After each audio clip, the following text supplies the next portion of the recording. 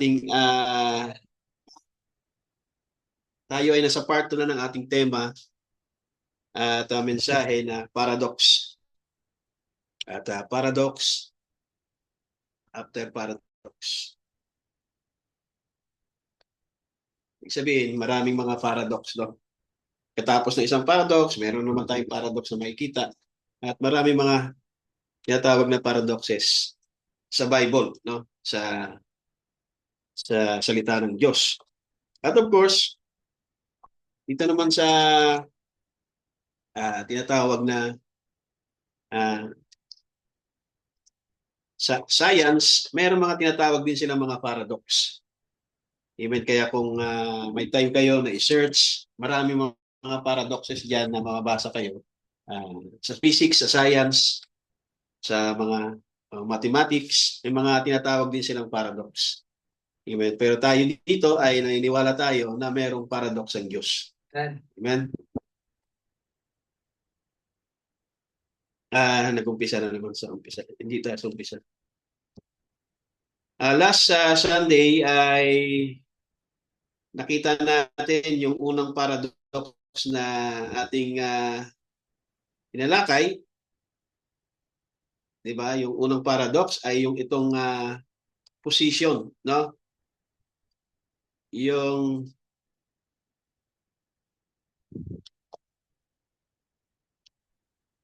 diba? Ito yung sinabi ng prophet na yung standing ng ating Earth sa solar system, sa universe, ay paradox na eh. At nakita natin last Sunday, bakit paradox. Amen? Tayo ay aalis na dyan. Punta tayo sa part 2 ng paradox.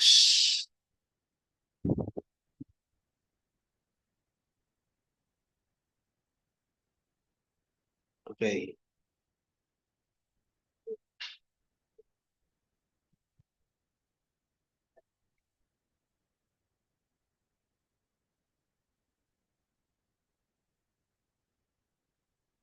Okay, so paradox, paradox na ito ay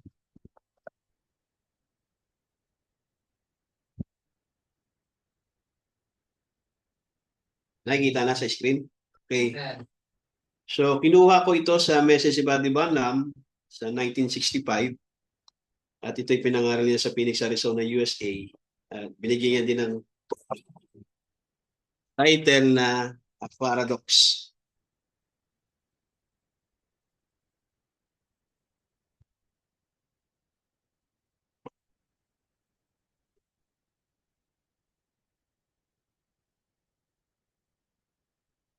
Ano ba alisin to?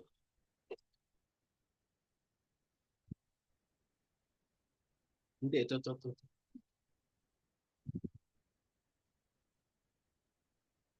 Yan, okay.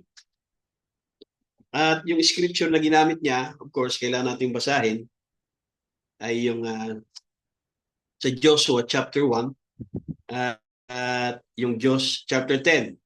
No?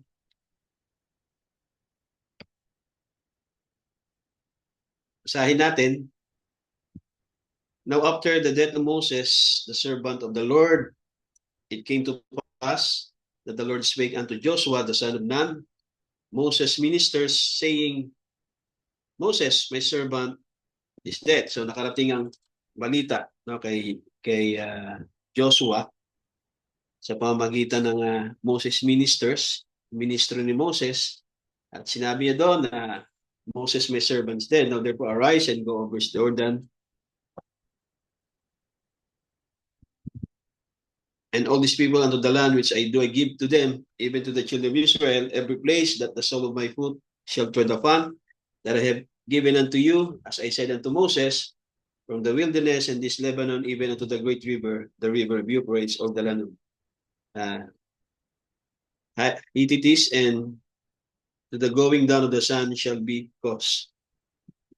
There shall not be any man be able to stand before thee all the days of thy life, as it was with Moses, so I will be with thee. I will not fail thee, nor forsaken thee. Be strong and of a good courage, but unto these people shall thou divide for inheritance the land, which I swear unto their fathers to give them. Only be thou strong and very courageous, that thou mayest observe to do according to all the law which Moses my servant commanded thee. Turn not from it to the right hand nor to the left, that thou mayest prosper whatever thou goest. This book of the law shall not depart out of thy mouth, but thou shalt meditate therein day and night, that thou mayest observe to do according to all that's written therein, for then thou shalt make thy ways prosperous, and then thou shalt have good success. Have not I commanded thee, be strong and good courage. Be not afraid, neither be thou dismayed, for the Lord thy God is with thee wheresoever thou goest. The verse 10, ito yung pinaka-main scripture. Then spake to Joshua unto the Lord in the day when the Lord delivered up the Amorites before the children of Israel. And he said in the sight of Israel, sabi ni Joshua, stand still. Sun, stand still upon Gibeon, and the moon, thou moon, in the valley of Ajalon. And the sun stood still, and the moon stayed until the people have avenged themselves upon their enemies. Is not this written in the book of Jasher? So the sun stood still in the midst of the heaven, and hastened not to go down about full day. And there was no day like that before it or after it, that the Lord hearkened unto the voice of man, for the Lord fought for Israel. So, binigyan niya itong title na paradox. At ang paradox ay, according to Webster, that it's something incredible, but it's true. Pag sinabi incredible, parang hindi ka panipaniwala. Kaya sabihin incredible, pero totoo. Amen? At sa panahon natin, no, lalo nung mag-exist ang science, nung unang panahon ay meron silang sariling idea about the solar system. Amen?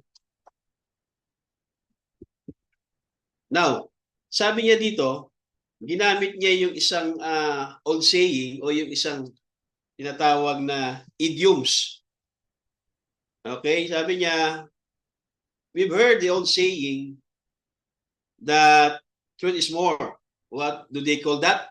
Ano bang tawag na doon? More strange than fiction. Truth is. Yung kinakot ni Brother Branham na idioms ay itong yung idioms na pinasikat ni Mark Twain. Yung truth is stranger than fiction. Diba? Yung katotohanan daw ay mas kakaiba kaysa sa kathang isip. Diba? Ibig sabihin, mas pinaniniwalaan ng mostly na tao na paniwalaan yung kathang isip kaysa sa katotohanan. Yun ang ibig sabihin ng idioms na yan. Yan ay naging idioms. At yan ay pinasikat ni Mark Twain. But actually, kinopya niya lang yan kay Lord Byron. Diba? Ginamit ni Lord Byron yan sa kanyang tula na Don Juan. Diba? So, si Mark Twain, may kaso siya na plagiarism.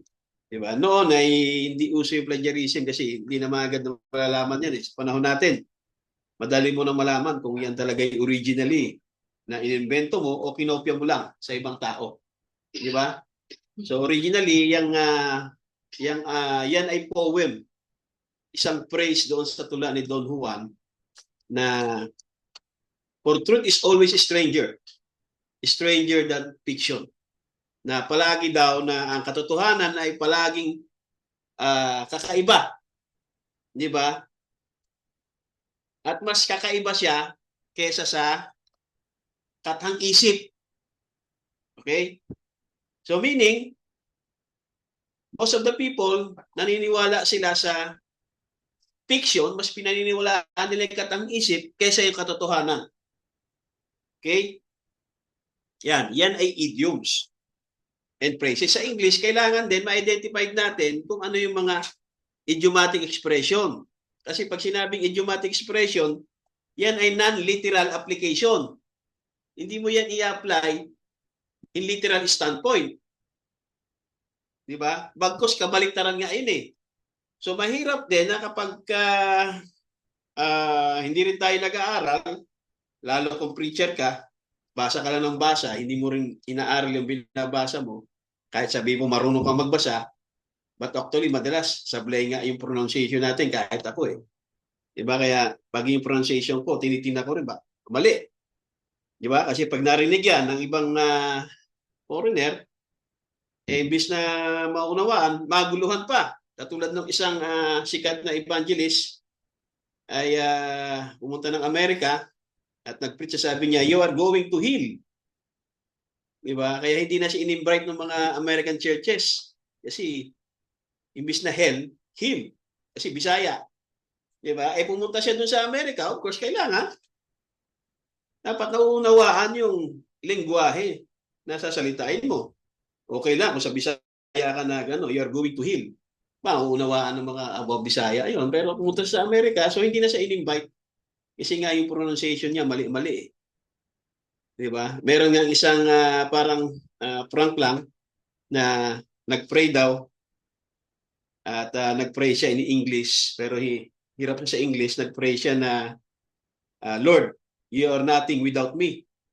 Sabi ng tao, may impyerno pa ako sa ganitong Kaya pag manalangin kayo sa sarili niyong lengguwahe. Sabi nung nag-pray, Lord, you are nothing without me. So ang ibig sabihin ng tao, ang daw, I am nothing without you. Kasi nung in English niya, dahil mali-mali nga yung English niya, yung grammar niya, you are nothing without me. Sabi nung nag-comment, may impyerno pa ako nito sa prayer na to. Diba? So, mahalaga din na kung mag-i-English tayo, aralin din natin yung tamang pronunciation para sakaling may nakarinig na mga foreigner, makapag-share ka ng malinaw. Diba? Hindi yung proud pa tayo na tanga-tanga tayo. O, hindi si Batiba naman, 7th grader lang eh. Diba? Hindi proud si Batiba na 7th grader lang. Yun talaga yung inabot ng kanyang kalagayan. Pero si Batiba na nag-aaral yun. Tayo, mahilig na tayo mag-Facebook pero hindi tayo marunong mag-research eh. Okay? So, ginamit niya yung kataga na yan na more strange than fiction. Diba? Katulad niya ng paradox. Diba? Hindi pinaniniwalaan yung paradox eh. Diba? Pero pag mga katang-isip, yun ang pinaniniwalaan natin. How much more sa panahon natin na meron ng AI. Kaya hindi lahat ng mapapanood nyo dyan, Facebook, sa TikTok, kahit mga video pa yan, mga clips yan, huwag nyo agad paniwalaan. Kasi mayroon tayong AI. Diba? Kaya kung hindi kayo expert sa pag-observe sa mga graphics, karamihan dyan AI. Kahit na akala mo parang totoo na talagang video. Diba? Karamihan dyan AI. Okay? So how much more sa panahon natin? Kaya yung paradox ay katulad din yan na mas pinaniniwalaan nila yung mga kathang isip kaysa sa katotohanan. Kaya kinote ni Buddy Branham yang truth is more stranger than fiction. Okay? Now, punta tayo doon sa talagang scripture natin. Ito yung paradox na tinawag ni Buddy Branham, yung Joshua chapter 10, verse 2 to 14. Ito yung nagsalita si Joshua at inutusan niya yung araw na tumigil at yung buwan manatili sa kanilang position sa loob ng the whole day. Di ba? Yun yung binasa talaga natin. Kaya sabi niya paradox. Kasi nga, even Christian na, of course, yung mga scientists hindi maniniwala eh. Yung mga physicists, yung astrology, di ba? Mga physicists and scientists, ay hindi sila maniniwala doon. Kasi meron silang tinatawag na pag-aaral at pag-oobserba. Meron silang mga tinatawag na mga model. Okay? Hindi sila naniniwala. Pero maging sa end time, ay hindi sila actually direktang naniniwala. Meron silang explanation dyan. Now, sabi ni Buddy Branham, as I preached the other day on a paradox, when Joshua stopped the sun, yung anak niya si Becky ay sumagot. Sabi sa kanya, Daddy, he could not stop the sun. The world would stop. He stopped the world. So gustong i-correct ni Becky, no, yung kanyang papa, at the same time pastor at propeta, di ba, doon sa preaching ni Buddy Branham na paradox, at yung sinabi ng Bible na pinatigil ni Joshua ang araw. Kaya maraming mga Becky, no, hindi yung bakla na Becky, Little Becky, katulad tipo ni Little Becky ng mga churches at maging end time na hindi sila directly naniniwala na talagang ang nag-stop ay sun. At alam niyo ba na kahit sa ministerial meeting na huling inatinan ko, ay hindi sila naniniwala na yung sun talaga yung nag-stop. Kahit na pilit sa iba, di ba, namin paradox. How imagine na mga end time, mga ministers, na sabi nila mahirap daw ituro yan sa denomination, hindi daw maniniwala. Kaya sabi ko, saan ba natin isi-share ang message? Sa kapwa message o dapat sa denomination? So kung ano sinabi ng message at sinabi ng Bible, yun ang i-share natin. Hindi daw maniniwala. Talagang hindi maniniwala kasi nga paradox eh. So how imagine, mga end time message believer minister na ay may sarili silang interpretation katulad ni Becky na hindi talaga maniwala sa daddy niya eh. Of course, si Becky kasi maliit pa yan, time niya yan, at natutunan niya yung understanding na yan ay nakuha niya sa school na tinuro, di ba, ng science subject nila. Kaya kahit papa niya pa yan, kahit propeta pa yan, o pastor niya yan, ay hindi niya talaga pinaniniwalaan. Ganon din naman, umiiral yan sa mga churches, no? Na kahit yung pastor na nangangaral, binasa na sa message, meron mga membro din na hindi naniniwala. Di ba? Example doon yung buwan. Diba?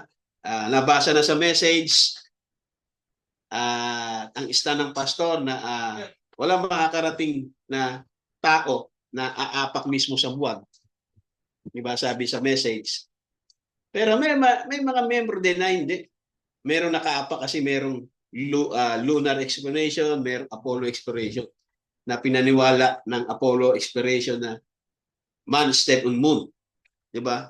So katulad din yan sa mga churches ngayon. Kaya sabi niya, gustong i-correct. Diba? Dahil sa tingin ni Becky, mas may alam siya kaysa sa papa niya. Yun ang unawa niya eh. Of course, bata pa si Becky.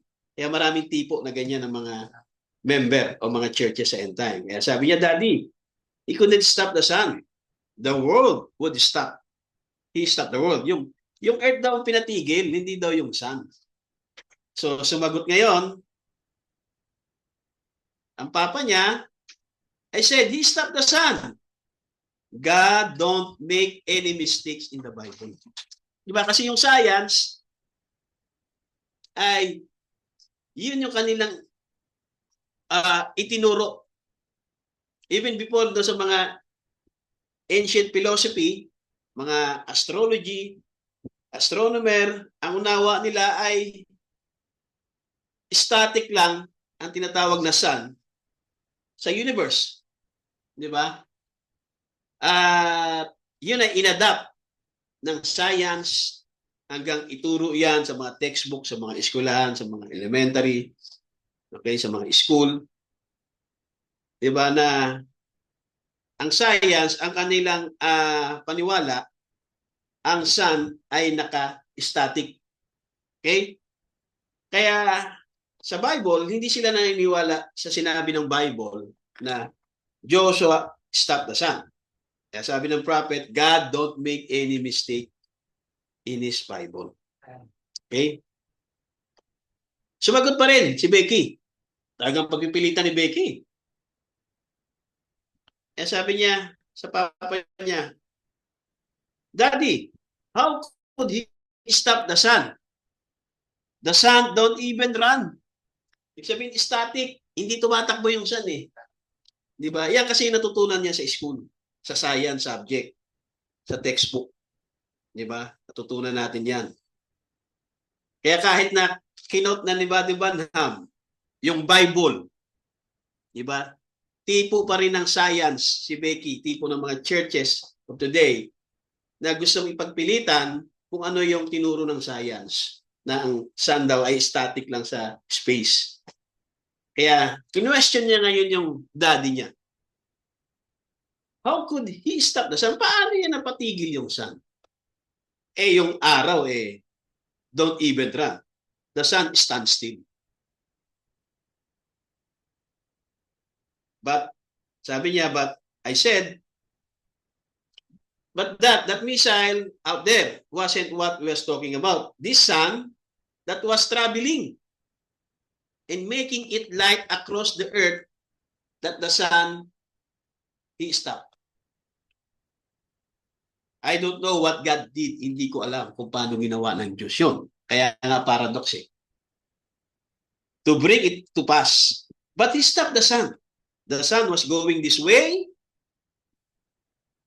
The sun on the earth, the reflection of the sun, that missile is out there. We couldn't see in a million miles of it or million of miles, but the reflection of the sun that was traveling across the earth from day to night. That's what Joshua commanded, to stand still and stop it. A paradox is something that unbelievable yet true. So that's unbelievable but yet true. Kaya ayaw paniwalaan kasi hindi naniniwala ang science. Ang science kasi, ang law nila, meron silang law ng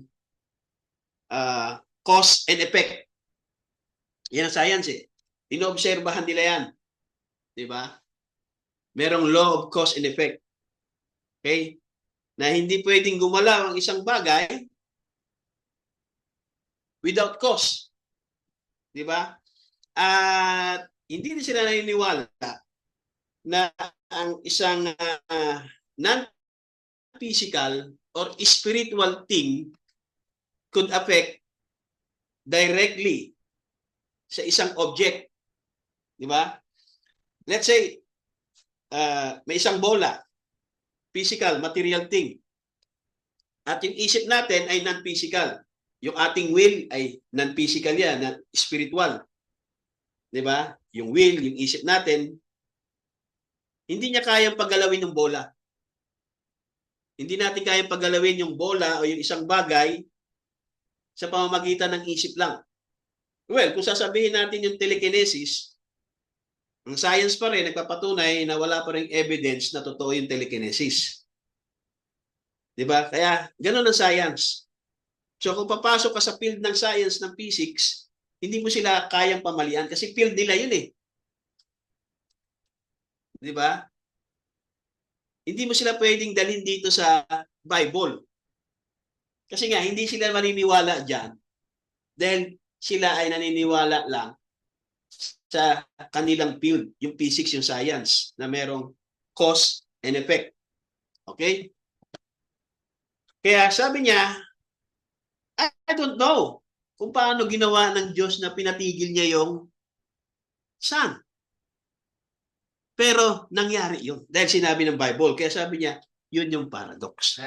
Pero ang mga tao, mga kapatid, mas naniniwala sila sa kathang isip. Di ba? Hanggang sa panahon natin, lalo sa panahon natin, delikadong panahon natin kasi may AI eh. Marami mga kathang isip, mga kathang chismis, mga kathang turo. Lalo dito sa end time, marami kathang turo. Sa 7 seal pa lang eh. Di ba? Na ang 7 seal ay nasa loob ng 6 seal. Saan ka nakakita? Sinelyohan, tapos pagbukas mo, may selyo pa uli. Di ba? Ano yan, prank? Kaya sabi niya, ang seal ay Holy Spirit. So kung ang seal ay Holy Spirit, pag binuksan mo ba yan, may selyo na naman, may Holy Spirit na naman. Di ba? So kahit logical thinking, mga kapatid, hindi papasok yung ganong katang isip. Di ba? Sinasabi ko sa inyo, dito yan. So maging aware lang tayo na may ganyan turo. Pero kung sino man ang may turo niyan, wala naman tayong pakialam, turo nila yung karapatan nila yun. Di ba? Sa akin, authority ko yan, karapatan ko yan, aware ang munting kawan na ito na may ganyan mga turo. Di ba? Pero hayaan nyo lang sila sa ganong turo. Turo nila yan. Hindi na natin problema yan. Pero para sa akin, yan ay katang isip. Yan ay fiction. Amen? Kaya nga, ang paradox naman ay hindi siya fiction. Fiction. Di ba? Hindi siya katang isip. Yan ay word of God. Katulad ng pinatigil ni Joshua ang araw. Kaya tinagnan ng paradox. Okay? Kaya yan. Mga end-time churches. Diba? Hindi talaga sila directly, totally naniniwala na talaga ang Son ang tumigil. Dahil naiwan tayo sa unawa, hanggang 2025, yung pa rin ang unawa natin, na ang araw ay static lang sa universe.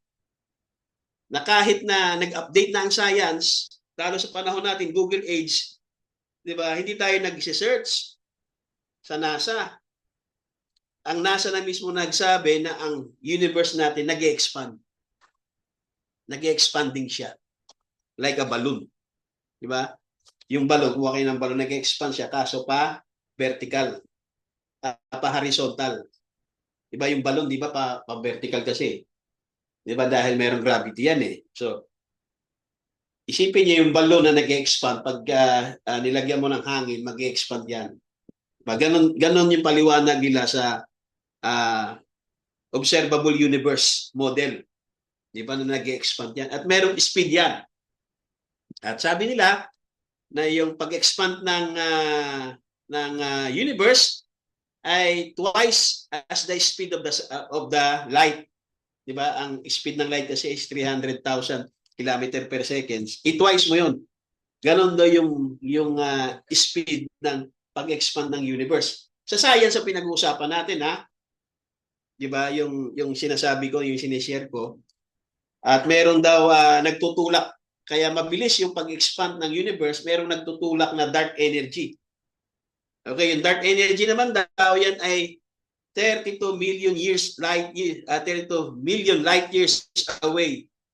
Di ba? Na siya ang dahilan bakit mas napapabilis yung pag-expand ng universe dahil sa dark energy. Okay? Yan ay information galing mismo din sa science. Okay? Now, dito naman sa mensahe, sabi niya, the world, I wonder if that same person who doesn't believe in a miracle, di ba? Sa panahon natin, wala naman masyadong naniniwala sa miracle kahit nga dito sa end time eh. Kasi sa kanila, first full lang yan eh. Kaya pag may sakit, di ba, takbo ka agad sa doktor, takbo ka agad yan, lalo kapag may pera ka, di ba? Kaya wala nang masyadong naniniwala sa miracle. Ganon din yan sa time ng tinatawag na ni Joshua. Kaya sabi niya, yung mundo natin, I wonder if that same person who doesn't believe in a miracle, I wonder if they say it can only be the things that can. That's real. In those which are scientifically proven. I wonder if you could have any scientist, iisip niya, kung meron daw scientist, o kung sino man, na that doesn't believe in a miracle. To explain to me how the world stands in its orbits. Ang science, napaliwanag niya dahil sa observable universe at dahil sa lalo nga sa mga makabagong mga space telescope na technology na invento nila na pinadala sa space, na-observe nila, mga kapatid, yung mundok ito kung paano nag-orbit sa solar system. Kaya mayroon silang mga calculation. Kaya nila explain ng science yan. Okay? Pero, how does it keep its perfect time? Paano yan nananatili sa kanyang perfect time? Yung pag-rotate ng buwan sa Earth. Di ba? Nag-rotate eh. Umiikot yung buwan sa Earth, at the same time, umiikot yung Earth around the Sun. So paano yan napapanatili ng Earth, ng buwan, yung kanilang perfect time around the equator? And the way it goes in just perfect. Paano? Di ba? Hindi na kayang i-explain ng science yun. We haven't got a machinery or watch or any kind that can keep time like that. It vary a few minutes every month, but the sun exactly on time. Hindi nalilate. Thousands of years rolls on. She never moved, certainly. Ibig sabihin, hindi siya nawawala sa tamang paggalaw. Sa tamang pag-ikot. Yan yung illustration ng NASA. Okay, yan yung sun. Ayan yung Earth. Ayan yung moon. Nagro-rotate yan. Ganon din yung Earth. Meron siyang tinatawag na revolution. Nagro-rotation siya sa sarili niya. Tapos meron siyang revolution around the sun. Yung moon din naman ay nagro-rotation around the Earth. Okay? Yan yung science explanation. Kaya sabi nila, yung Earth revolves in orbit around the sun in 365 days. Kaya meron tayong kalendaryo na 365. 6 hours and 9 minutes. With reference to the stars at the speed of ranging from 29.29 to 30.29 kilometers per seconds. So the 6 hours, 9 minutes adds up to about an extra day every 4th year. So makita nyo, every 4th year, laging every 4th year yan. Paano nangyari yun? Every 4th year, nagdadadag siya ng 6 hours and 9 minutes. Kaya tinatawag nilang leap year. Kasi na-observe nila, every 4th year, ika-4 na taon, nagdadagdag siya ng 6 hours and 9 minutes. Ganun lagi every. So paano nangyari yun? Hindi nila kayang explain. Pero na-obserbahan nila, ganon yung galaw ng ganon ang galaw ng Earth sa solar system. Hindi nila kayang explain. Pero na-observe nila. Nasusukat nila. Okay? Kaya meron tayo February 29 kada 4th year. Okay? Kaya, how this world stands in its orbit? How does it keep its perfect time around the equator? And the way it goes? In just perfect time. Diba? Perfect yan. Ang pagkaka-design ng Creator. Dito pa lang sa solar system. Then sabi niya, tell me how that in this galaxy that we live in, Milky Way Galaxy, paano daw yung buwan ay nagkakaroon ng effect dito sa mga katubigan natin sa Earth? Diba? May paliwanag ang science? Wala. Meron siyang paliwanag, of course. Tignan natin yung paliwanag. Yan. Paano daw nagkakaroon ng effect yung buwan dito sa upon the water on Earth? Ito ang paliwanag ng science. Dito tayo sa paliwanag galing sa National Ocean Service Administration. Yan. Yung buwan, yan yung Earth. Meron dalawang klase ng tinatawag na high tide. Yung tidal bulge. Una muna yung natural na high tide. Yun ay sa pamamagitan ng inertia. Okay. Yung isa naman na high tide, yung tidal bulge ay sa pamamagitan ng moon's gravitational pull. Hinihila kasi ng buwan. Pag tumapat kasi yung buwan, doon sa Earth, kung saan nandoon yung may tubig, may dagat, may ocean, hilain yan ng moon's gravitational pull. Kaya magkakaroon ng high tide. Di ba? Pero merong isang high tide na talaga yan. Due to inertia. Ano ba ibig sabihin ng inertia? Di ba yan yung inertia? Yan yung first Newton's law. Yung inertia. Sino ito naaalala yung inertia? Inertia. Yung inertia ay yan yung first Newton's law. It states that every object will remain at rest. Mananatili kasi yun ang talaga yung natural niya eh. Di ba? Mananatili lang siya talaga doon dahil yun talaga yung position niya. Di ba? Unless na lang na kapag merong external force mawawala siya sa kanyang at rest. Diba? Kaya makikita nyo, high tide, biglang nag-low tide. Kasi nasira ng tinatawag na external force o yung gravitational pull ng buwan, yung inertia, yung object will remain at rest in uniform. Kaya makikita nyo, oh, bakit nag-low tide ngayon? Eh, lagi namang high tide yan. Dahil nga sa gravitational pull. Kaya nag-low tide. Pero yung talagang at rest niya ay high tide talaga yun. Diba? Yan yung ibig sabihin ng inertia. Okay? So sa picture, siguro maunawaan nyo na. Huwag nating masyadong patagalin. Okay?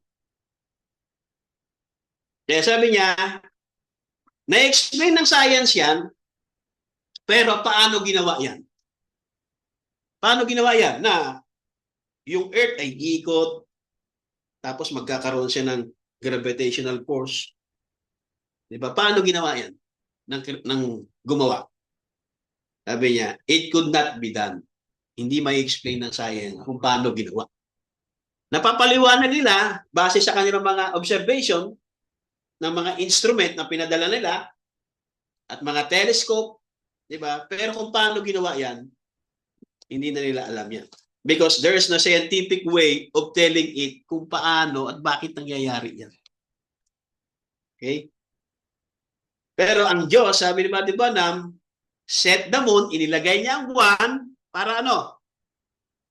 To watch the sea. Okay? Kaya tinawag niya, it's a watchman. So ang buwan ay watchman sa mga karagatan dito sa dagat. Kaya merong high tide, merong low tide. Kaya high tide, kasi merong gravitational pull. Diba? Na hinihila ng buwan. Okay?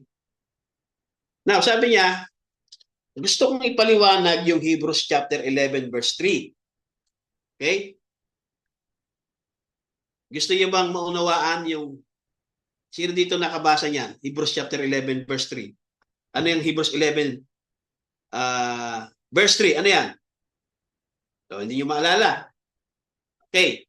So mamaya natin i-explain yung Hebrews 11 verse 3 kasi bago niya i-explain yung Hebrews 11 verse 3, isiningit niya muna, ito muna yung Bible reference, Hebrews 11 verse 3. Alam natin, maraming version yan eh. Kaya hindi naman pwede na mag-stick ka lang sa isang version actually. Kasi kahit yung King James Version, maraming mga verses dyan na kinukurit ni Brother Branham sa translation. Diba? Kaya hindi ka pwede maging masyado kang panatiko na para sa iyo perfect lang yung King James. Okay?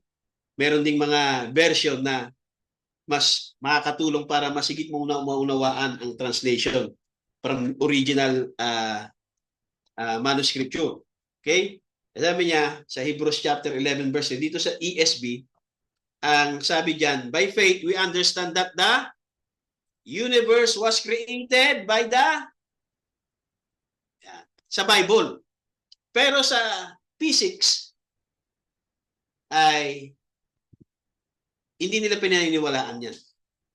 Kasi Bible yan hindi naman physics yan. Pero kung physics yan, paniniwalaan nila. So ibang field yung physics, ibang field naman tong Bible.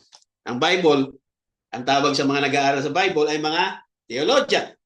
Dito naman sa physics, ang mga nag-aaral ay mga physician. Physicist. Joke lang yun. Diba? Physicist. Diba? Astrophysicist. Sino yung mga astrophysicist? Si Albert Einstein. Tsaka yung father ng Big Bang. Kilala niyo yung father ng Big Bang? So mamaya, talakayin natin yan. Pero tandaan niyo lagi na iba yung field ng physics. Yung knowledge niyan, iba yan. Dito naman sa revelation dito sa Bible o yung knowledge dito sa Bible. Kailangan mahiwalay natin yan eh. Hindi natin pwedeng sabihin na mali ang physics. Dahil pag mali ang physics, bakit ka nandito? Bakit gumagamit ka ng mga scientific instrument? Di ba? Kaya kailangan nga, sabi ko nga, kailangan meron kang holistic point of view. Makita mo yung kabuuan. Okay, dito sa Hebrews 11, dito sa ESV, ang ginamit niya na translation ay sa pamagitan ng pamanataya, naunawaan natin na ang universo ay nilikha sa pamamagitan ng salita ng Diyos. Amen? Okay? NIV, ang ginamit niya din ay universe. Okay? NASB, ang ginamit niya naman ay world. Katulad sa King James Version. Pero sa CSB, universe. At dito sa NLT version, the faith, we understand that the entire universe. So mas detalyado. The entire universe was formed at God's command. That what we now see did not come from anything that hindi nanggaling daw sa mga bagay na nakita natin, kundi sa mga bagay na hindi nakikita sa pamamagitan ng salita ng Diyos. Yan yung Hebrews chapter 11 verse 3. Tandaan niyo yan. Kasi it's talk about creation. Okay? At kapag dadalhin niyo sa physics, hindi sila maniniwala dyan. Kasi para sa kanila, nagsimula lang lahat sa Big Bang. Yan yung physics model, yung Big Bang. Di ba? Beyond Big Bang, hindi na sila naniniwala. Kaya maraming mga astrophysics, mga great minds sa physics na sila yung mga hindi talaga totally o hindi talaga naniniwala sa Bible. Ang pinaniniwalaan nila yung physics lang talaga. Okay? Kaya dapat maihiwalay natin yan sa pagpapaliwanag. At tingnan natin kung ano naman yung message. Okay? Bible, physics, at yung prophet, yung message. Kailangan makita natin yan eh. Kaya sinasabi ko laging holistic point of view. Makita natin yung kabuuan. Hindi yung paglalabanin natin. Hindi palaging ganoon. Okay? So sa King James Version ay through faith, we understand that the worlds, di ba? Ang ginamit niya naman na term ay worlds, plural. So, universe pa rin. Okay? We're framed doon sa NLT form. Doon naman sa CSB, created. Di ba? Iba-ibang translation pero iisa lang ang ibig sabihin lahat yan. Kinreate yan ng creator sa pamamagitan ng kanyang salita. So, walang pagtatalo dyan. Okay? So, balik tayo. So, sabi niya, gusto kong i-explain ang Hebrews 11:3. Pero bago niya i-explain, pumunta muna siya sa physics. Diba? Kanino? The greatest scientist we ever had, as far as I know, was Einstein. When here, not long ago in New York, I was listening to what he said. So, nakikinig si Wade Banham. Okay? Ibig sabihin, interesado siya. Kasi kung hindi ka interesado, hindi ka makikinig eh. Kahit na sa oras na ito, hindi ka makikinig. Kung hindi ka interesado. Di ba? Palilipatin mo lang yung oras. Amen. At sabi niya, si Einstein, he was talking about the galaxy and how far out it was. And he proved that there was an eternity. How the man? Sabi niya, paliwanag ni Einstein, going so many million miles an hour. Ibig sabihin, magta-travel sa space. Isang tao, ano daw? Would take him so many or million light years an hour, would take him so many years to get over there, 300,000 or something like that, then 300,000 to come back. Di ba?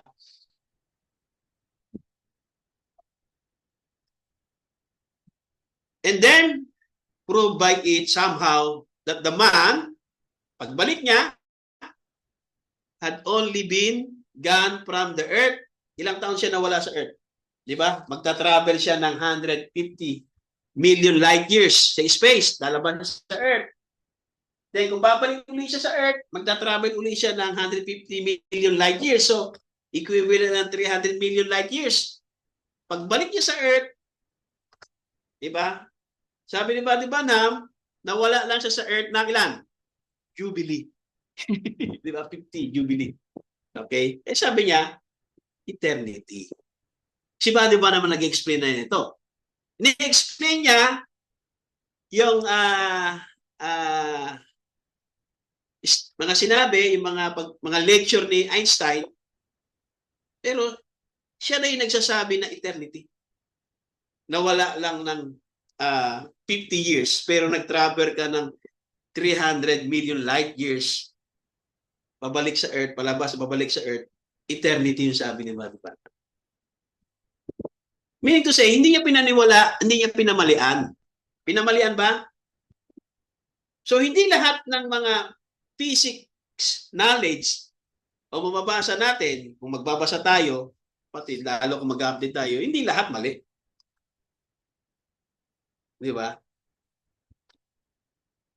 Kasi kahit yung propeta, lagi niya nga binabanggit itong lecture ni Einstein.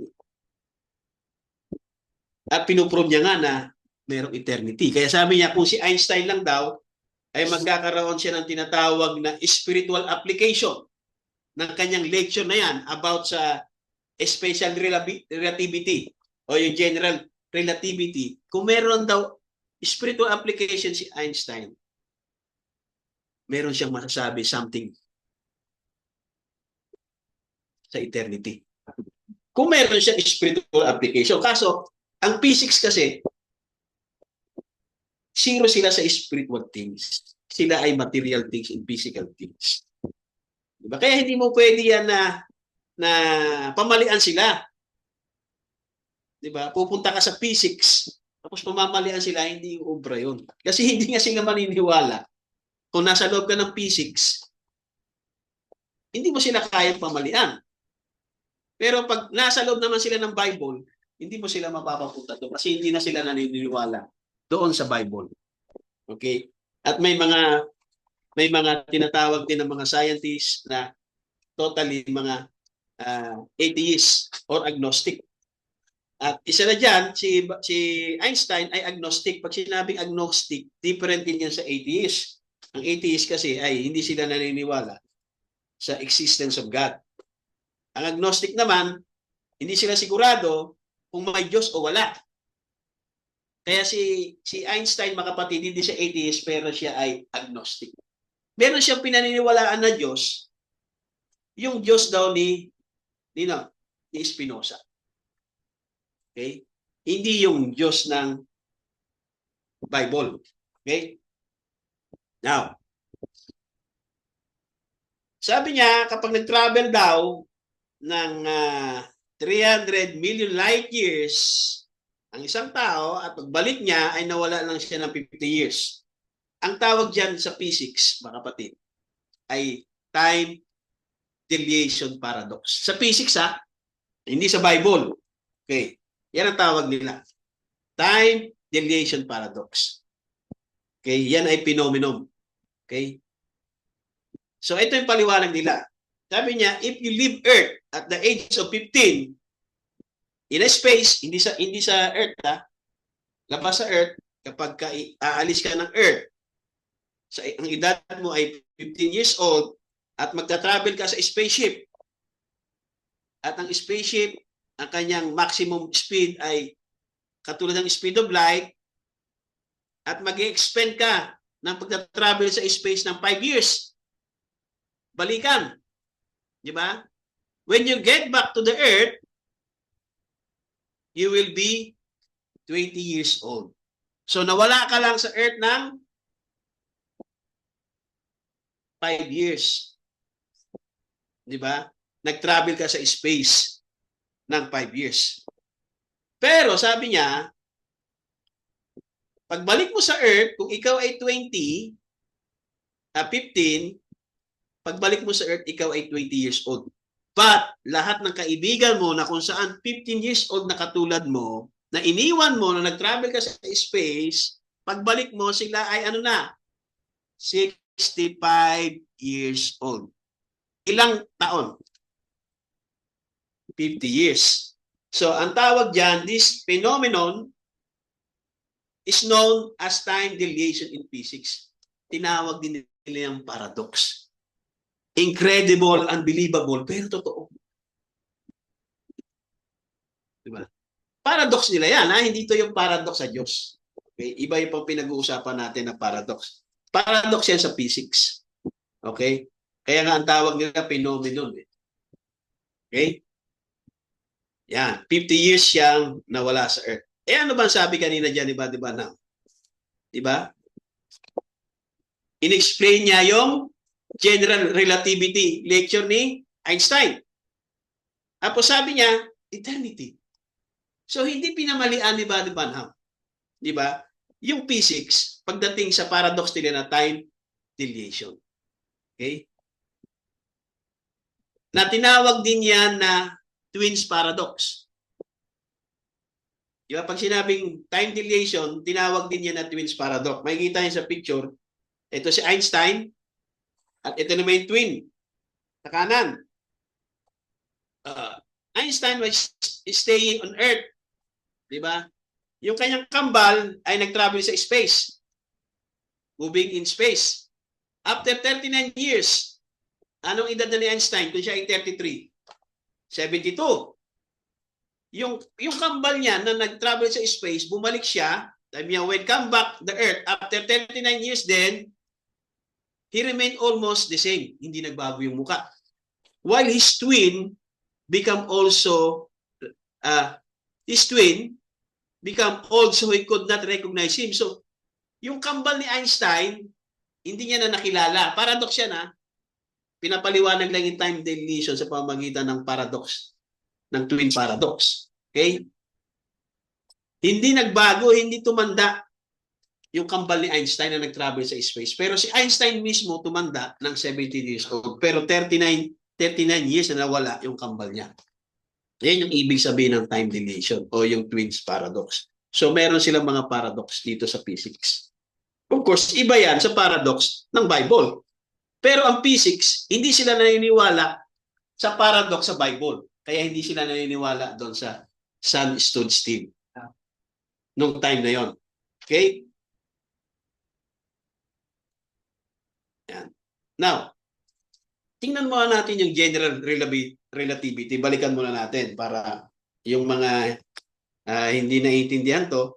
Ang general relativity, also known as general theory of relativity, ito ay theory ni Einstein tungkol sa gravity. Okay, noong 1915. Ang general relativity generalize, especially relativity, and refines Newton's law of universal gravitation. Si Newton kasi, si Isaac Newton kasi, ang tinatawag na nakadiscover ng universal gravitation. Okay na, lalo lang niredefine ni Einstein. Okay? Yan. Okay, gusto niyo makita? Parang ilong, di ba? Yan. Yan is slow motion computer simulation of the black hole. Okay? Yan ay theory lang ni Einstein na sinabi niya merong black hole sa universe. Theory lang ni Einstein yan. Paradox lang ni Einstein. Hindi naniniwala maging yung kapwa niya ng mga great minds, ng mga scientists na merong tinatawag na black hole. Di ba? Hindi sila naniniwala dyan. Okay? Dahil nga, theory lang eh. Okay? Kaya maraming criticism of the theory of relativity ni Einstein. Nung time na yon, na inilabas niya yung papers na yan. Okay, yan yung black hole. Now, in February 2016, yung LIGO, hindi yung Sardinas yung the Advanced LIGO team announced that they had directly detected. In-announce sila na 2016 na nakadetect sila ng gravitational waves from black hole merger. This discovery, along with additional detection announced in June 2016 hanggang June 2017, isang taon, tested general relativity in the very strong field limit, observing to date no deviations from theory. Wala na. Talagang napatunayan na totoo yung theory ni Einstein noong 1950 na mayroong black hole sa universe. Okay? Kaya sabi ng mga astronomers reveal first image of the black hole at the heart of the galaxy dahil meron na tayong tinatawag na mga space telescope. Ayan, nakita na ng space telescope ng Hubble's telescope at ng mga James Webb telescope. Okay? Yan, NASA telescope discovery recording breaking black hole. Pero yan, noong 1915, theory lang yan. Kaya nga maraming criticism eh. Maraming batikos ang inabot ni Einstein sa kanyang theory. Diba? Pero totoo pala. Pinatunayan ng physics, astrophysicists na mayroong black hole. Okay? So ngayon, naniniwala kayo may black hole? Diba? Kung sa physics, ay black hole. Okay? Ngayon, kung ayaw nyo maniwala na may black hole, nasa hindi ayaw maniwala. Huwag kang maniwala sa physics. Diba? Pero pinapatunayan nila na mayroong black hole. Kasi nga, nagpadala sila ng tinatawag na telescope, nakita sa image. Yan na yun. Ayan. Ngayon, kung hindi ka pa rin naniniwala, nasa na yan. Di ba? Hindi ka naman pipilitin ng physics na maniwala eh. Pero wag kang papasok sa physics. Ibig sabihin, wag kang magagaling-galingan sa loob ng physics. Kailangan labas ka sa physics lagi. Di ba? Pero pag papasok ka sa field ng physics, kakausapin mo physicist, hindi ka uubra doon. Hindi pwedeng mas magaling ka pa sa physicist. Di ba? Ito yon, yung Chandra Observable Telescope dito sa Earth at yung James Webb Satellite Telescope. Yan. Ayan yung black hole. Yan. Okay? Ang black hole ay 40 million years after the Big Bang. Ilang ano na? Ilang ago na yung ang Big Bang ayon sa physics. 13.8 billion years ago o yung edad ng Big Bang. Yung black hole naman ay 470 million years after the Big Bang. Ayon sa physics sa NASA. Okay? Science. Now, when we talk about Big Bang,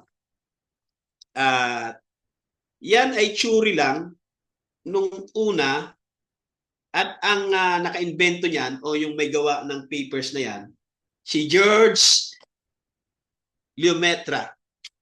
Diba? Lemaitre, father of Big Bang. Siya kasi naka-invento niyan, siya yung nakaisip niyan. Siya ang may theory niyan. Okay? According to the Big Bang theory, according to George, ang hirap kasi bigkasin eh. Lemaitre, father of Big Bang. Kasi French yan eh. French name yan eh. Mahirap i-pronounce sa French. Nahirapan ako. Pero pag pinronounce mo yan sa English ay Lemaitre. Okay? Now, ano yung Big Bang theory sa physics? Sa physics kaya sabi niya, according to the Big Bang theory, the expansion, yung pag-expansion, yung pag-expand, di ba?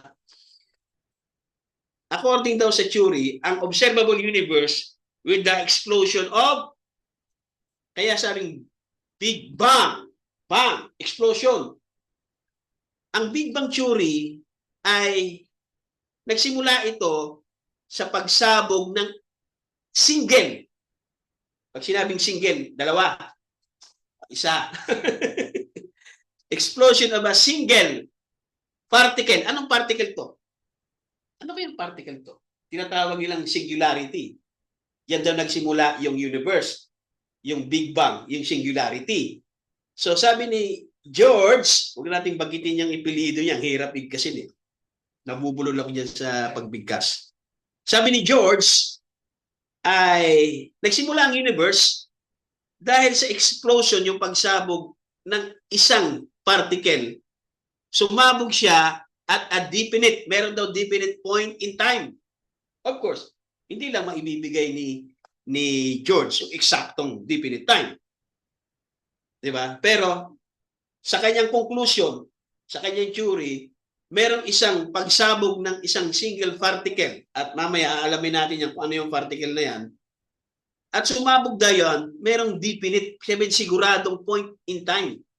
Di ba? Yung pagsabog doon. Okay? Yan si George. Okay?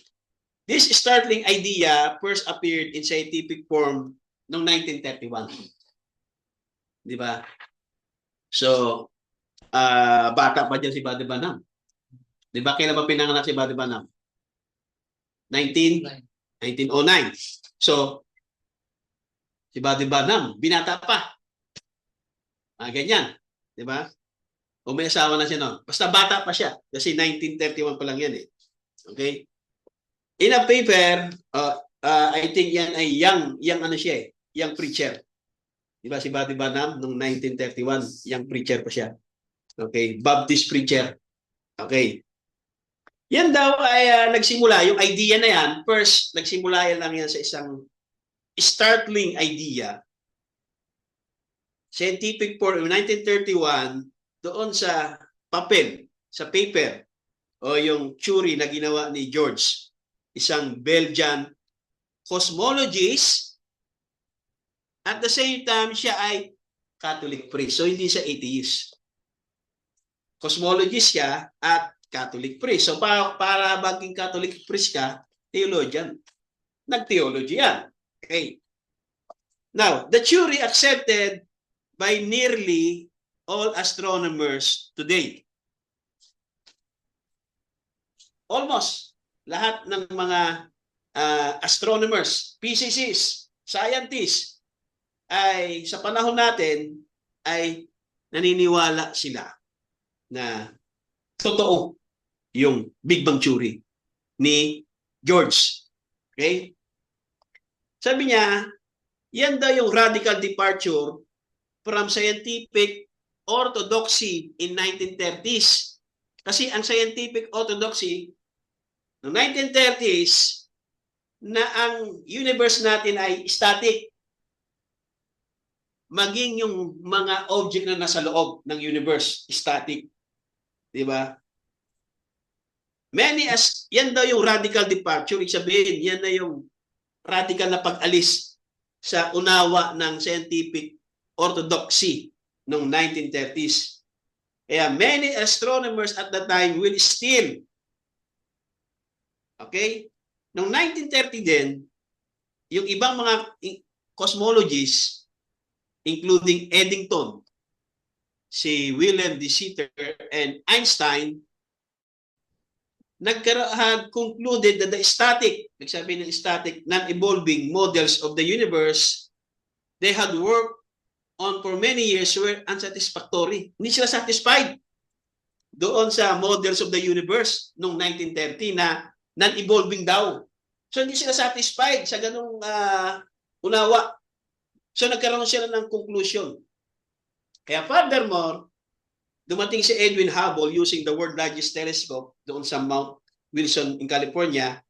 At nakita doon had shown that the distant galaxy all appeared to be receding from us, gumagalaw, at speeds proportional to the distance.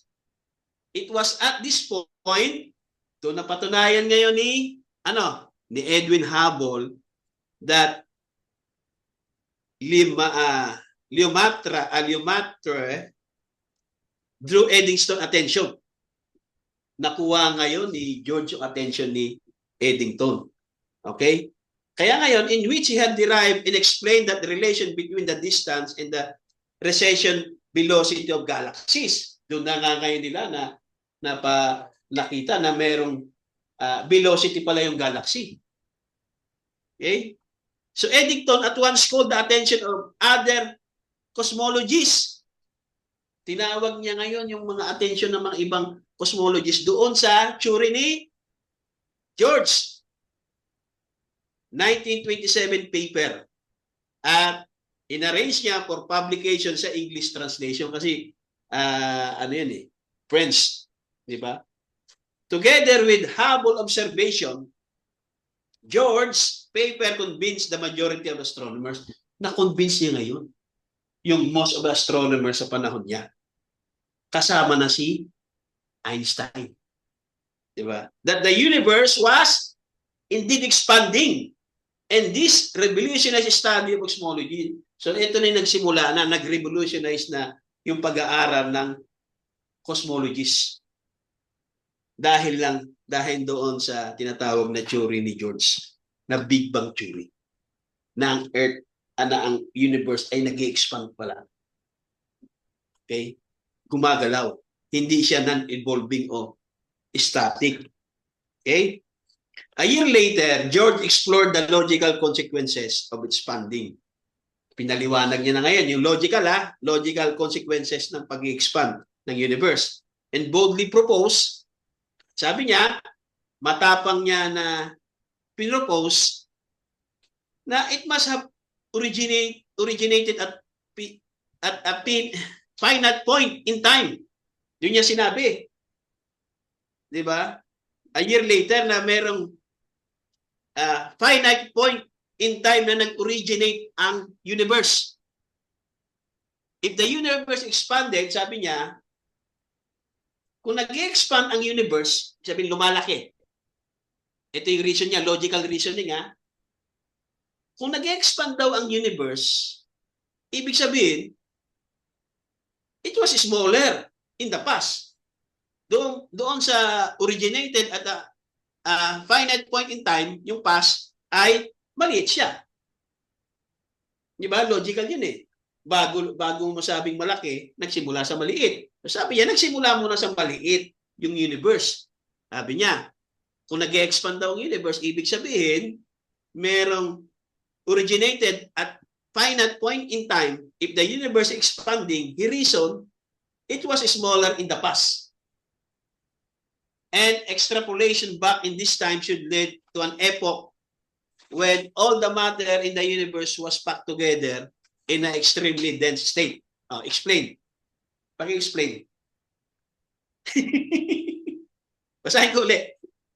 Sabi niya, an extrapolation back in time should lead to an epoch. Ano ba yung epoch? Epoch, period of time. So pag tinagalog natin yan, nagkaroon ng tinatawag na conclusion si George na mayroong period of time na ang universe, mga kapatid, ay nakapack together sa isang makapal na kalagayan. Yung dense, kapal yan eh. O yung dami, yung kapal, di ba? Dense, kapal. Sabi niya, yun nag-lead sa opinion ni George na ang universe ay merong period of time na ito ay nakapack sa makapal na kalagayan. Okay. Kaya ngayon, ito daw ay nagkaroon ng appealing to the new quantum theory of matter. Ito nakapasok pa sa quantum.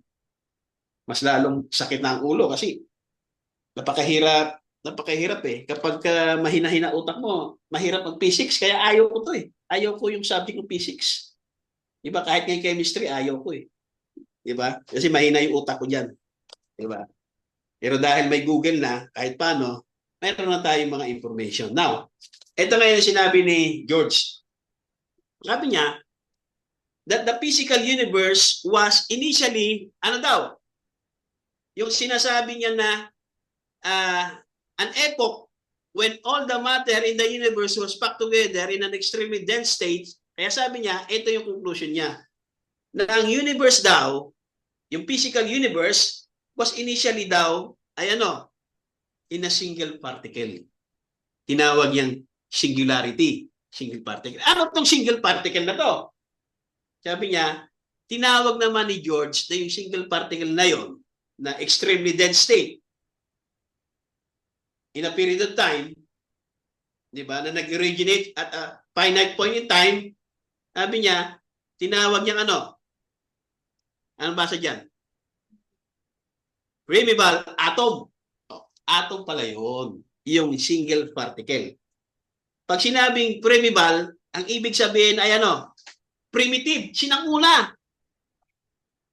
Yan yung sinasabi niyang epoch, yung period of time. Di ba? In the past. Epoch. Di ba? Parang sa atin dito, yung mga sinaunang tao, mga katutubo. Di ba? Mga ita, primeval atom. Sabi niya, meron talagang single na, yung pinakaunang atom. Okay? Na kung saan daw, nag-disintegrated into explosion, sumabog. Di ba? From packed together in an extremely dense state, di ba? Sumabog daw. So yung primeval atom o yung single particle, sumabog kasi nag-disintegrated. Sabi niya, kaya ito naman daw yung nag-rise to space and time. Karoon tayo ng space and time, the expansion of the universe that continues today. Okay, so merong primeval atom na nag-explode. So yan yung talagang idea ng Big Bang Theory. Okay? So alam na natin yung Big Bang Theory. Sa physics. Okay, sa physics. Parang naman pagka may nagtanong sa inyo, mga bata, meron naman kayong may kwento kahit konti. Di ba? Para ma-excite sila lalo na mag-research. Now, ngayon sabi ito, it is tempting to think that George, ang hirap bigkasin eh. Ano daw, deeply held religious belief might have led him to the notion of the beginning of time. Yan na ngayon ang nakatakot ngayon. Di ba? Kaya after all, the Judeo-Christian tradition had propagated a similar idea for millennia. Yet, George clearly insisted that there was neither a connection. Ini-insist naman kasi nga, Catholic priest siya eh. Di ba? Ini-insist niya na hindi babangga yung kanyang theory. Kundi ini-insist niya na there was neither a connection nor a conflict between this religion and science. Wala daw conflict para sa kanya. Ang sa kanya lang, hinihiwalay niya lang yung physics at yung religion. Sabi niya, rather he kept them entirely separate. Di ba? Hindi niya kino-connect or wala ding conflict para sa kanya, kundi sineseparate niya yung knowledge dito sa physics, kasi cosmology siya, at dito sa religion. At the same time, priest siya. Sineseparate niya yan. Tinitreat yan, treating them as different parallel interpretation of the world, both of which he believes is personal conviction. Indeed, when Pope Pius XII, diba? Nakarating yung balita kay Pope Pius XII, referred to the new theory of origin of the universe as scientific validation of the Catholic faith. George was rather alarmed. Diba? Sabi delicately, for that was his way. He tried to separate the two. Kaya sineseparate niya kasi madidelikado siya kay kay Pope eh. Eh para sa kanya, hindi niya pinaglalaban, hindi niya pinagbabangga na mas tama itong kanyang Big Bang Theory kaysa dito sa Hebrews 11 chapter 3. 'Di ba? Pinaghihiwalay niya lang ang paliwanag. Okay? So tingnan din natin ngayon sa message. Okay?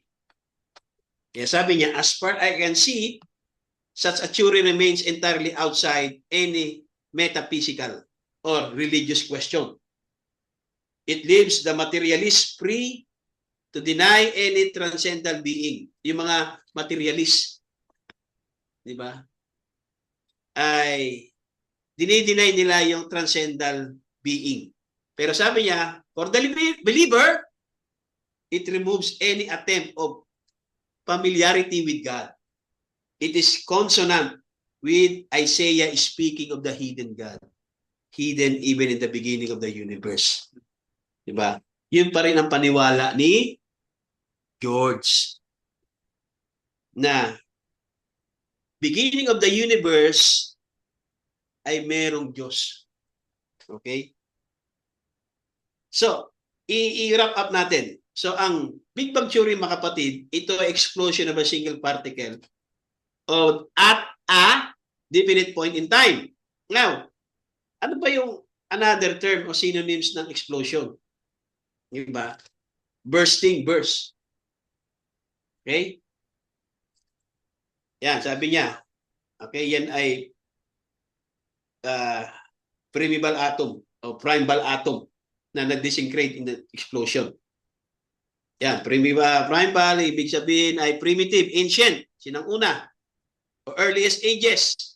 Kaso, definite in time nga, kaso hindi niya alam kung anong date yun. Basta yun ang beginning.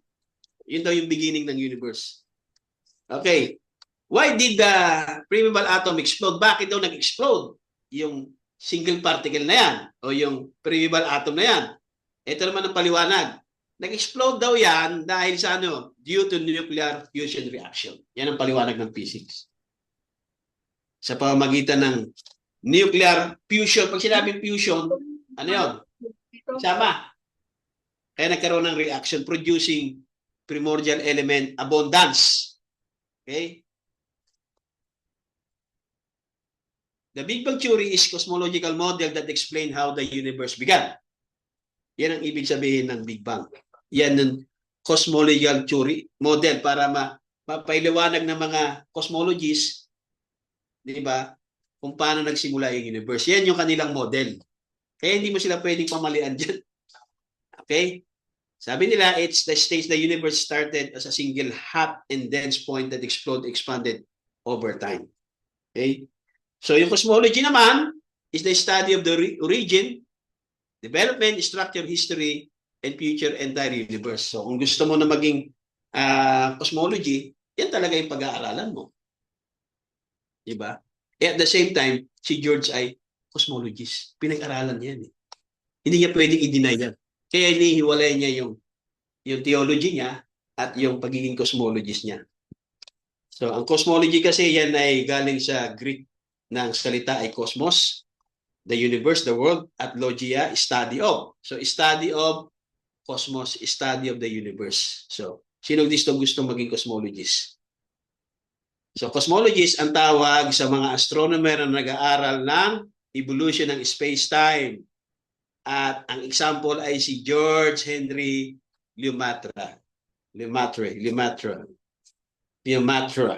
ba? Pero hindi ganyan ang pronounce sa French. Mas mahirap. Diba? Pinakinggan ko, hindi ko ma-pronounce eh. Di ba? At of course, si Albert Einstein. Yan. So yan si George. Sabi niya, merong primeval atom na nag-explode. Eh si Buddy Branham naman. Merong atom na nag-bursted, nag-explode. Pero ang nakita niya before. Sa physics, mga kapatid, of today, para sa kanina, walang before the Big Bang. Kasi yun na nga yung beginning eh. Di ba? Pero kay Buddy Branham, hindi niya kinokontra yan na merong atom na nag-explode. Pero ang nakita niya before. Merong before. Pero pag pumunta ka sa physics, makikipagdebate sa iyo ang physics na wala ng before Big Bang. Dahil lahat ay nagsimula sa Big Bang. So huwag kang pupunta doon para debatihin sila. Kasi yun ang field nila eh. Di ba? Kung yayayain mo naman sila dito sa Bible, hindi sila papasok. Kasi hindi nila field yun eh.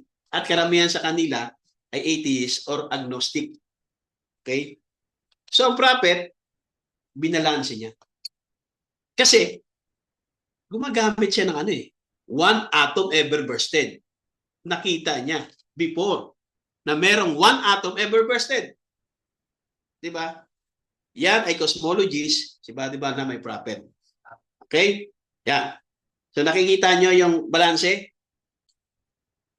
Kay George ay one single particle, primeval atom na nag-explode. Buddy Branham naman, merong atom ever bursted pero nakita niya before. Okay? So merong isang tinatawag na ang pangalan ay kung aware kayo, no? Si Richard Dawkins. Meron siyang sinulat na libro, pinablis na The God Illusion, na yung mga tao na naniniwala sa Diyos, illusion lang yan. Kasi si Richard Dawkins ay isang atheist, at minsan siya ay agnostic. Hindi mo malaman kung agnostic it is, pero minsan, pag may mga ibang topic, agnostic siya. Di ba? Nag-publish siya ng The God Delusion in 2006 kasi isa siyang atheist. At kinakalaban niya yung supernatural creator. Okay? Hindi siya naniniwala. Yan. Merong debate sila nung sino to? Isang ano to? Celebrity din to eh. Ayan, kilala. Play natin. Play lang natin. Para makuha nyo lang. Teka. Walang sounds. Bigyan natin ng sounds.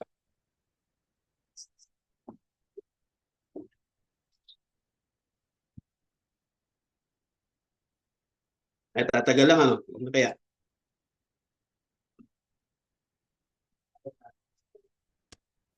Yan.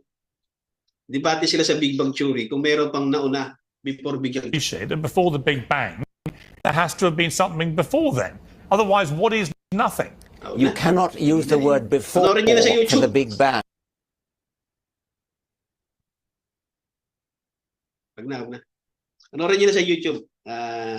Nagtatalo sila eh. Kasi para sa kanya, kay Hawkins, wala nang before. Pag sinabing Big Bang Theory, yun ang impossible eh. Wala nang before. Okay, kasi 80 siya eh. Okay? Paano to exit? Bang. Time began. Balik ulit ako. Ba't ko ba nakita kasi dun eh? Hindi pala mag-replay.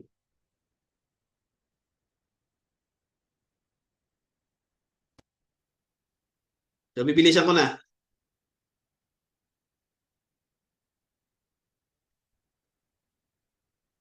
At kapag ano na, puputulin ko na lang ulit para may part 3.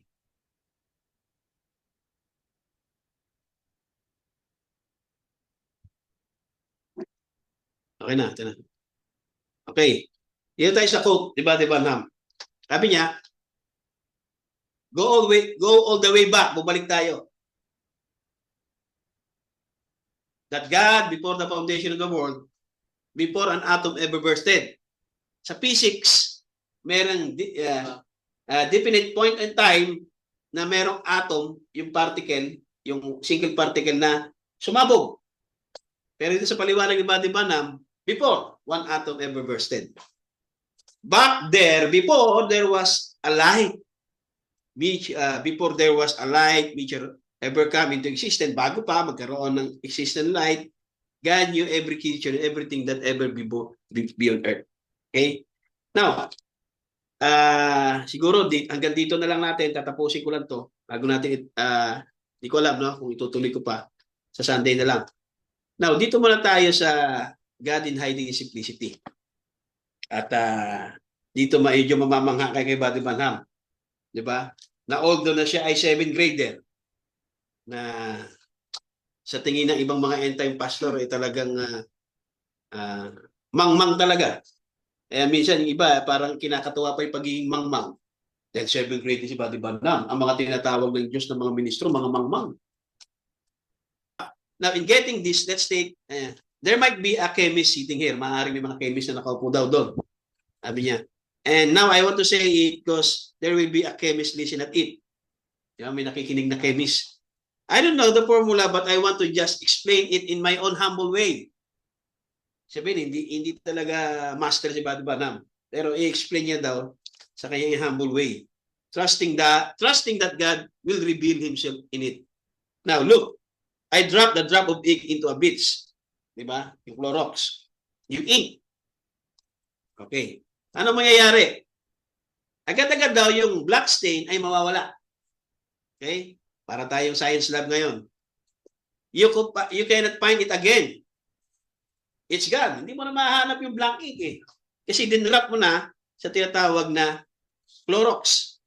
Okay? Sa bleach. So wala na. You'll never see it no more. Hindi mo na makikita. Anong nangyari? Bakit nawala? Now, you don't see nothing come up from it. You don't. Why don't you? Because it's broke up. Na-broke up na siya eh. Kaya hindi mo na makikita ngayon. Now, science would say it turned back into its original acids. So, pinot niya ngayon yung science. Yung chemist. Okay? Na ito daw, kaya na-broke up, nawala kasi bumalik ito sa original acids. Okay, pati acids. Alam ni Buddy Banham. Ako hindi ko alam eh. Diba? So, paano kaya nalaman ni Buddy Banham yan? Yung ganyan. Paano nalaman? Nagbabasa siya ng Bible. Ha? Nagbabasa siya ng Bible? O nagbabasa din siya ng science. Nagbabasa. Nakikinig nga siya kay Einstein eh. Sabi niya, eternity. Kung mayroong spiritual application. Ewan ko lang itong mga end time. Talagang pag sinabing science, is of the devil, is of the devil. Tama yun. Di ba? Pero, kailangan balanse ka. Kailangan mo rin kumuha din ng pagpapaliwanag galing sa physics na hindi babangga sa salita. Na ikaw mismo, mababalanse mo yan sa word. Pero kailangan ihiwalay mo. Di ba? Huwag mong pagbanggain. Okay? May mga theory na bangga talaga. Okay? So saan daw galing? Bakit nawala? Ang science daw, sabi niya, bumalik ito sa original acids. Okay? So what did the acids came from? Saan daw galing yung acids? Saan? Yung acid daw ay gawa sa yung fumes daw made acids. So where did fumes came from? Well, it was, say, fumes was made by molecules. Mo tayo sa physics na to. Pero ang binibreak na ni Buddy Banham ito, molecules. Pampira si Buddy Banham. Nagsa-scientist dito Di ba? So sabi niya, yung fumes ay gawa sa molecules. Made by molecules. Where did molecules came from? From atoms. Titingnan natin ngayon sa physics kung totoo yung mga sinasabi ni Buddy Banham.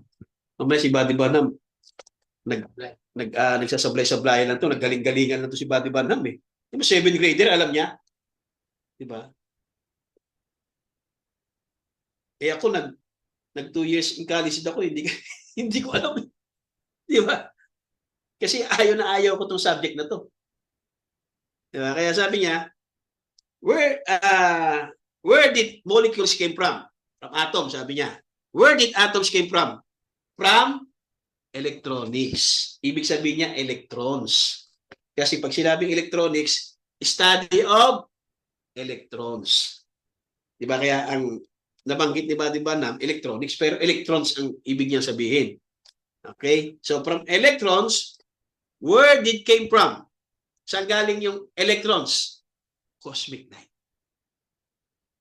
Yung plamba, sabi niya, a past finding of chemists now, if it is a substance in a creation, kung yan ay substance, di ba? Yung chemical yan eh. At yan ay ginawa lang kasi made from a creation, sabi niya, ibig sabihin, it has to come from may gumawa. Yan. Then sabi niya, i-break natin. Okay. I-break natin.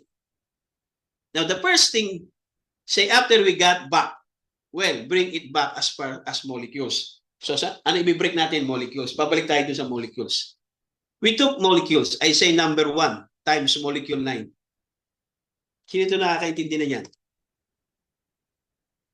Number 1, molecules times molecule 9 times molecule 12. Ano na to? Anong subject na to? Anong sabi na to? Chemistry. Ito na yung tinatawag ng mga molecules, atoms, combined. Di ba? Sabi niya, say number 1 times molecule 9 times molecule 12. Now, if it had been 11, kung 11 daw, ano lalabas? Red. Color red. Okay? Kung sa ita-times mo sa molecule, kung sa molecule 11. Pero pag sa molecule 12, ano lalabas? Ang bihira si Buddy Banham. Bakit nalalaman yan? Punta tayo sa chemistry. Ayan. Merong atom, merong molecule na kulay green, kulay ano pa, may red. Pag mixture mo yan, merong black dyan. So, ang pinag-uusapan pala dito, atoms, molecules, elements, compounds, and mixtures. Biro mo yan? Ako ngayon ko lang nalaman yan, pero si Buddy Badnam, kahit paano may alam siya.